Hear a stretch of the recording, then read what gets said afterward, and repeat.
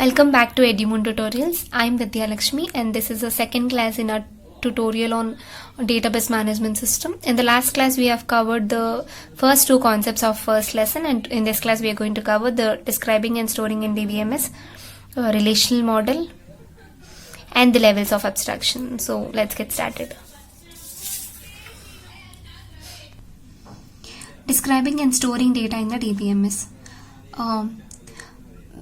For each application we are using a DBMS for storing and maintaining and managing the data of that particular application, right?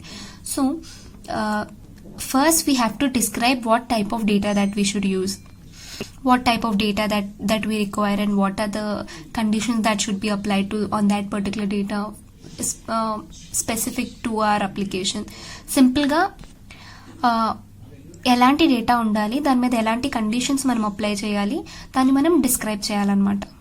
So data model is such a concept in the DBMS used for describing what data should be stored and what are the constraints that we can apply on that particular data.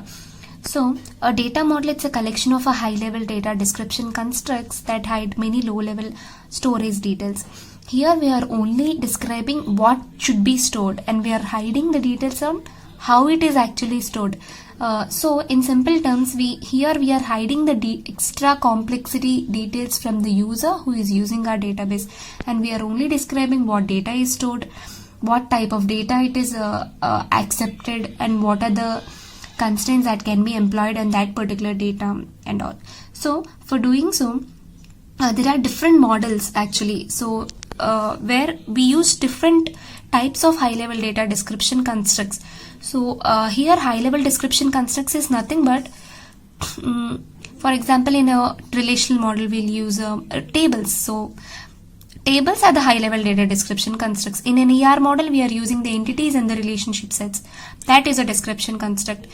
In a network model we will use a graph of nodes and we will describe the relationships between the nodes. So data model is nothing but describing the data, the relationships between the data constraints, data semantics, right? So for doing so we have many models, and the mostly used model is a relational data model, where in relational model we will describe the data in terms of the tables, and the relationships between the data is also described in terms of the tables only. We will see this model in brief in the next few minutes. And then the next most used model is a semantic model. Semantic model is a broad classification of the pictorial representation of the model. So semantic model gives an initial description of the data that is actually stored. For example, like we said, ER model is a best example of semantic model. In the semantic model, each entity is represented using some pictorial representations, right? Using some pictorial representations. That means this is the best way of giving an introduction to the user in terms of diagrams and objects. That means it's a graphical representation of what we are actually storing. So this gives a better understanding for the user on what data is used. And this model contains wide variety of constructs that can be simply represented, implemented, and related to the real world models. So we will see this ER model also in our next coming sessions. But in a short, it's just semantic model is nothing but the pictorial representation of the how we are storing the data, pictorial representation of the DBMS only. That indeed describes the data, the relationships between the data, the semantics, what are the integrity constraints that we are enforcing in that particular data and all. So this completes describing the data. Here simply we are describing data with the help of the data model, and we have different types of data models, and the most used models are the relational model and the semantic models. Relational model I've already told you, and we'll see this also in later classes. So okay, now coming to one of the model for describing the data, that is a relational model. In relational model we'll describe the data in terms of the tables. In DBMS we'll call tables as relations, right? And we'll call rows as tuples or records. The rows are called tuples are records, and the columns are called fields.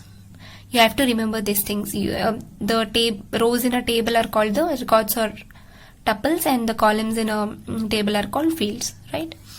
So in a relational model, we'll describe the data in terms of the tables, which is a collection of rows and columns. For example, let's consider the most known example, like it's a university database. In a university database, we have different relations like student, faculty, courses available, and classrooms and all, where each one is represented using one particular table. Like I said, for example, for students there is a student table, and for faculty there is a faculty relation, and for the classes there is a class relation, and for the courses available there is a courses relation. And there are also relationships between each entities. If we consider the student, faculty, classrooms and all as a individual entities, and then we have the relationships between the entities. For example, one student is enrolling into one course, so there is a relationship between the student and the course, that is enrolled, student enrolled in course. There are teachers teaching one particular subject, so these are the two entities and there is a relationship between the two entities. And in the relational model, we will describe the entities in the terms of tables and the relationship between the entities also in terms of tables only. So then we have, for each particular entity or each particular concept, we have attributes describing that particular concept. For example, let's take a student. We have attributes like, what are attributes? What attributes are used for describing the properties of that particular entity? For example, if it is a student, for a student we have a student ID, we have a name, we have age, and we have height, weight, we have so many things. There are many attributes for a particular entity, and we have to pick the entities depending upon the application, depending upon the operation that we are going to perform, right? So that is what here the attributes are described in terms of the columns, and one particular row in a relation describes one particular information. For example, in a student's table, one row gives the information about one particular student, right? See, here we have described something like a student of SID, integer, SNAME, string, login, and all, right? Here a table is formed and it is having the attributes as its column names. Here each attribute, it will be a column name, is translated into a column name. Now one row in this table will give the information about one particular student. So for describing this in terms of the data model, we use schema. What is schema? Schema is nothing but it's a logical description of data, or it is a description of data in terms of the data model. See, we have here this line now. This is what a schema is. In this we are describing what is a relation and what are the attributes in that particular relation. So here SID, SNAME, login and age are the attributes, and type of attributes also we have defined. SID is of integer type, SNAME is of string type, login is of string type, and age is of integer type.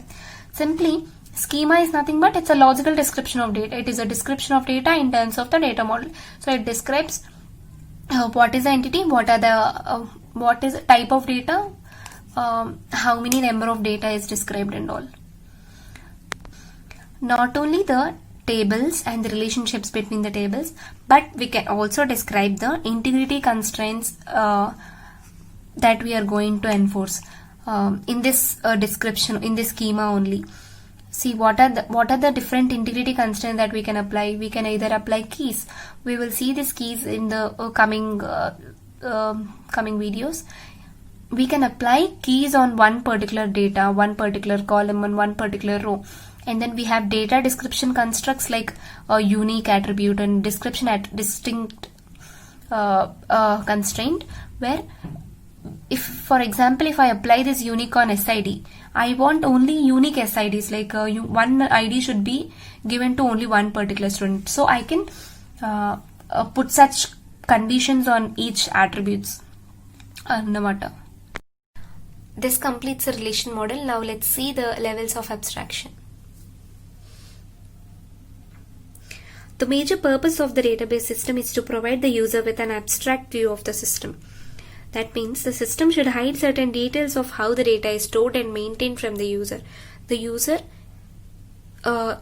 is only shown what type of data is stored, and the implementation of how all those operations are performed is hidden from the user. And there are 3 levels of abstraction in the database. They are physical schema, conceptual schema, and external schema. Here we are using the word schema because each level's implementation is described in the schema only, no? So we are directly using those words. So physical schema is a low level abstraction, conceptual is a middle level, and the external schema is a high level abstraction. So now let's see what is a physical schema. Physical schema, this is a low level data structure. It's a low level schema. So here in this we will describe what data is actually stored, like how it is actually stored in the secondary memory, the file organizations in which the data is stored, how the data is stored in the blocks of memory, what are the secondary data structures that are used for increasing the response time. For example, like indices.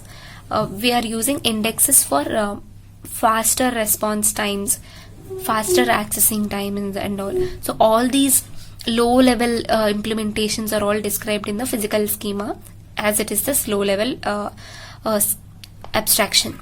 So the aim at arriving the best physical schema is called as a physical database design. Each schema is later translated into a database design, no? So at every level, the aim at arriving at one particular physical level or physical level of abstraction is called as a physical database design. Okay, then conceptual schema. The conceptual schema is also called as a logical schema. Here in this conceptual schema, we will describe the data in terms of how the data is stored in actually. In the physical, we have described what the data is actually stored. Here we are describing how the data is organized in terms of different entities. If it is a relation, here I am considering a relational model. So I have described the data in terms of the relational schema only. There are 3 tables like students, faculty, and courses, and there are attributes, SID, name, and age. I have described the types of attributes also. So describing the data in terms of how it is organized or how it is stored in terms of the data model is called a conceptual or a logical schema. And then the relationships between them are also stored. Here I am using enrolled, where one student ID into one course ID and the grade in that particular course. Then teachers, faculty teaching the particular course, where a faculty and a CID is given. So on a whole, conceptual schema describes the data and the relationships between the data, how they are actually represented and stored. So our final level of abstraction is external. External schema is also described in terms of data model only, but here the data access to each level of user is customized. That means for any database there is only one physical schema, there is only one conceptual schema, but there can be any number of external schema, each schema tailored according to one particular group or one particular group of users. That means for one particular user there is one external schema and with certain access rights to a particular data, and for the next set of group of users there is another schema with different access rights. So simply, external schema consists of a collection of one or more views and relations from the conceptual schema. View is nothing but it's a logical description of the table only. Here the values are not actually stored on the DBMS. Rather, they are computed using a definition for the view. So this is what a external schema is. External schema is nothing but defining one particular environment for a group of user, and this is completely dependent on the type of user or a group of users for that particular, what are the rules or access rights that are allowed for that particular group of users. So these are the 3 levels of abstraction, and